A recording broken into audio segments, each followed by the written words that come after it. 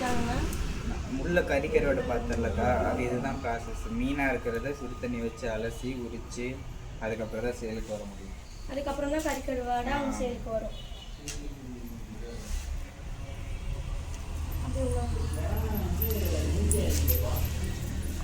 இந்த மூட்டையில் இருக்கிறது எல்லாமே கருவாடு தானாங்கண்ணா? இல்லை எப்படி எங்கேருந்து வருது? ஒவ்வொரு கரோடும் ஒவ்வொரு இடத்துலேருந்து வரும்க்கா. இதெல்லாம் கடல் ரீஜன்லேருந்து தான் வரும். கடல் இருந்தானா? இந்த பக்கம் இருக்கிறது எல்லாமே கருவாடு தான். டோட்டலாக ஃபுல்லாகவே எல்லாம் கருவாடு தான். இது ஒரு குடோனு, அப்புறம் அங்கே இன்னொரு குடோன் இருக்குது. சரி வாங்க அந்த குடோனுக்கு போகலாம்.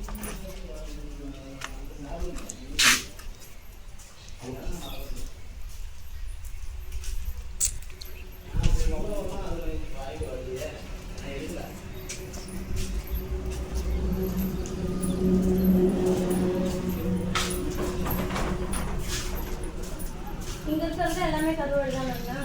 ஆமாங்க.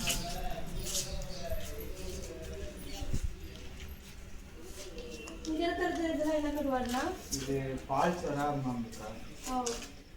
அது ப்ரெக்னென்ட் லேடிஸ்க்கு கொடுப்பாங்க. எவ்வளோ இதோட ரேட் எவ்வளோ வருது? இதுவும் 1/4 கிலோ 100 ரூபா. ரேட்டுக்கு குவாலிட்டிக்கு அந்த மாதிரி ஒரு ரேட்டு மாறும். ஸோ ரேட்டு இதுதான் ஃபிக்ஸ்டுன்னு நம்மளால் சொல்ல முடியாது. குவாலிட்டிக்கு தகுந்த மாதிரி ரேட்டும் அட்ஜஸ்ட் ஆகிட்டே தான் இருக்கும். கம்மியாகவும் வரும், ஜாஸ்தியாகவும் வரும். குவாலிட்டிக்கு தகுந்த ரேட்டு. ம்